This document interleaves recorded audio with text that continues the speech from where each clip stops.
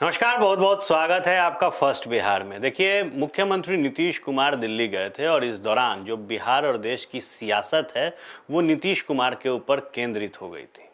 जहां इंडिया नया गठबंधन बना है उसमें नीतीश कुमार की क्या भूमिका होगी, इसको लेकर भी चर्चा खूब हो रही है। और कल जब सीएम नीतीश दिल्ली गए तो इस बात की चर्चा तेज थी कि वहां वो दिल्ली के मुख्यमंत्री केजरीवाल से भी मुलाकात करेंगे। दरअसल कल देश के पूर्व प्रधानमंत्री अटल बिहारी वाजपेयी की जो पुण्यतिथि थी, उस मौके पर सीएम नीतीश ने उन्हें श्रद्धांजलि अर्पित की और इसके साथ जो काम सीएम नीतीश ने अटल बिहारी वाजपेयी के नेतृत्व में किया उसे भी उन्होंने याद किया। आज जब सीएम नीतीश वापस पटना पहुंचे हैं तो कई सवालों का जवाब उन्होंने दिया है और इशारों इशारों में बिहार के दो नेताओं के ऊपर उन्होंने हमला भी किया। हमारे साथ हमारे सहयोगी हैं विश्वजीत। नीतीश कुमार दिल्ली से लौट आए हैं। नीतीश कुमार ने जो दिल्ली में अपना श्रद्धांजलि अर्पित किया उस पर भी उन्होंने बात की, लेकिन जब केजरीवाल से जुड़ा सवाल पूछा गया, इंडिया के बारे में पूछा गया, क्या कुछ कहा नीतीश जी ने? देखिए, अगर बिहार में खबर की बात की जाए तो कल से लेके आज तक बिहार की सियासत बिहार के मुख्यमंत्री नीतीश कुमार के दिल्ली दौरे के इर्द गिर्द घूमती रही। जिस प्रकार नीतीश कुमार ने पूर्व प्रधानमंत्री स्वर्गीय अटल बिहारी वाजपेयी के पुण्यतिथि पर श्रद्धासुमन अर्पित करने के लिए दिल्ली गए तो यह अटकलें लगने लगी कि क्या मुख्यमंत्री नीतीश कुमार अभी भी बीजेपी में अपना रास्ता तलाश रहे हैं। बिहार सहित पूरे देश की राजनीतिक गलियारों में यह भी खबर निकलकर सामने आ रही थी कि मुख्यमंत्री नीतीश कुमार दिल्ली के मुख्यमंत्री अरविंद केजरीवाल से मुलाकात करेंगे और जिस तरह उनकी पार्टी में कांग्रेस को लेकर मतभेद है उस मतभेद को भी सुलझाने का प्रयास करेंगे। हालांकि जब आज मुख्यमंत्री नीतीश कुमार वापस राजधानी पटना लौटे तो इन तमाम अटकलों पर विराम लग गया। मुख्यमंत्री ने साफ तौर पर कह दिया कि हमारा मकसद सिर्फ अटल जी के प्रति श्रद्धासुमन अर्पित करना था और कुछ निजी काम थे और कोई मकसद हमारा नहीं था। हमारी बातें फोन पर तो तमाम विपक्षी दलों के नेता से होती ही हैं, ऐसा नहीं कि कांग्रेस से बात नहीं होती, कांग्रेस से भी हमारी बात होते रहती है। वहीं जब बीजेपी जिस तरह का बयानबाजी कर रही है और बीजेपी ने साफ तौर पे कहा कि मुख्यमंत्री नीतीश कुमार अगर मुख्यमंत्री हैं तो वो बीजेपी की देन है, अटल जी की देन है। आज बिहार बीजेपी के प्रदेश अध्यक्ष समार चौधरी ने साफ तौर पे कहा कि जब अटल जी थे उस वक्त भाजपा में अटल जी भाजपाई थे और आज भी नरेंद्र मोदी हो या बीजेपी के राष्ट्रीय अध्यक्ष जेपी नड्डा हो, गृह मंत्री अमित शाह हो, वो भाजपाई हैं। ठीक है, नीतीश कुमार का भी बयान निकल के आता है। नीतीश कुमार कहते हैं कि अटल बिहारी वाजपेयी ने बहुत स्नेह दिया है, उनके जब छत्र छाया में थे, केंद्र में मंत्री थे तो बहुत सारा हमको उन्होंने काम दिया, हमने उस सारे कामों को किया है।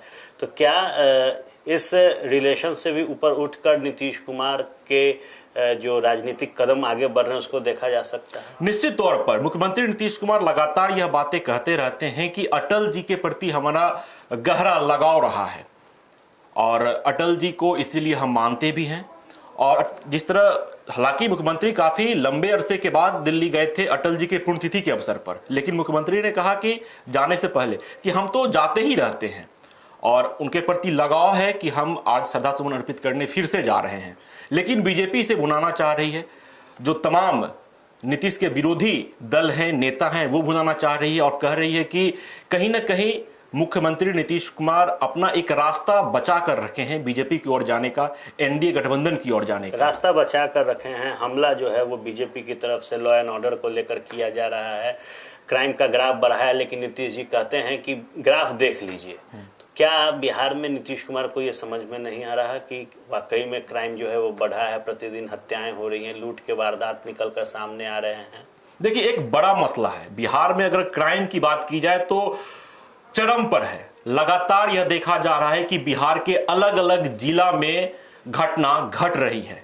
राजधानी पटना में गोली चल जाती है। बीते दिनों समस्तीपुर में मोहनपुर ओपी से आने वाले थानाध्यक्ष को पशु तस्करों के द्वारा गोली मार दी गई। लगातार कई तरह का वीडियो भी वायरल होता है जो यह बताने को काफी है कि बिहार में क्राइम किस स्तर पर है। लेकिन बिहार के मुख्यमंत्री हो या अन्य नेता जो सत्ताधारी दल के हैं, वो लगातार यह कह रहे हैं कि बिहार में क्राइम सब कुछ कंट्रोल में है।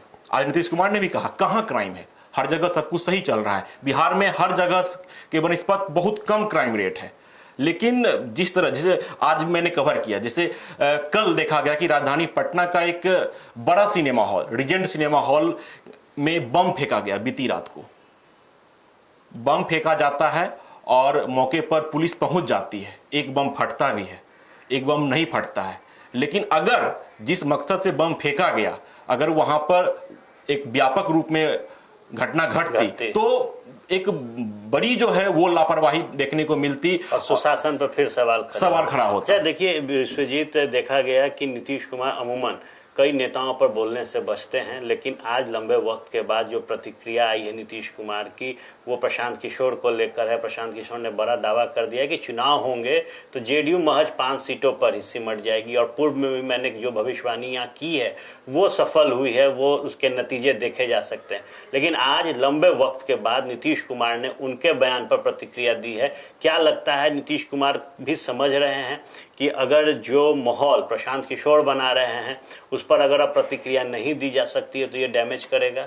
देखिए, नीतीश कुमार के पुराने साथी रहे हैं प्रशांत किशोर, और जब से चुनावी रणनीतिकार से उन्होंने राजनीतिक तौर पर चुनावी मैदान में कदम रखा है, उस वक्त से तीखी प्रतिक्रिया देते हैं, चाहे वो नीतीश कुमार हो, लालू यादव हो या केंद्र की सत्ता हो उनके ऊपर। और जिस प्रकार नीतीश कुमार ने आज प्रशांत किशोर को लेकर बातें कही, अगर मैं नीतीश कुमार की लहजों में बोलूं तो साफ तौर पर उन्होंने कहा, धत तेरीके, किसके बयान की बात आप कर रहे हैं? प्रशांत किशोर।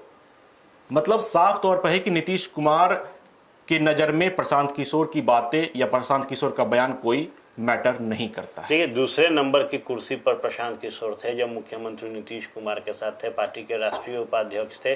लेकिन जब वो जेडीयू से अलग हुए उस दौरान कहा जाने लगा कि कई लोगों ने नीतीश कुमार को बरगलाया। जब उस दौरान पार्टी से वो बाहर निकले तो नीतीश कुमार का यही अंदाज उनके लिए था कि हम ही न लाए थे, हमने ही न बना दिया था। तो क्या लगता है नीतीश कुमार ज़्यादा तवज्जो नहीं देते और अपना जो मुख्य धाराओं में इस वक्त बिहार की सियासत में जो राजनीतिक दलें हैं उनको ही नीतीश कुमार देख रहे हैं? निश्चित तौर पर अगर नीतीश कुमार की राजनीतिक जीवन की मैं बात करूं, आपका सवाल जो है उसको मैं इससे जोड़ना चाहूंगा कि नीतीश कुमार लगभग पिछले 17 वर्षों से बिहार के मुख्यमंत्री हैं। कितने गठबंधन बने, कितनी पार्टियों के साथ उनका जुड़ाव रहा, लेकिन मुख्यमंत्री नीतीश कुमार ही रहे। जातिगत तौर पे अगर बात की जाए तो जातिगत राजनीति से मुंह नहीं फेरा जा सकता है, चाहे बिहार हो या देश। बिहार में अधिक ही देखा जाता है। नीतीश कुमार जिस जाति से आते हैं उसका वोट बैंक भी कम है, लिहाजा मुख्यमंत्री नीतीश कुमार लगातार पद पर बने हुए हैं।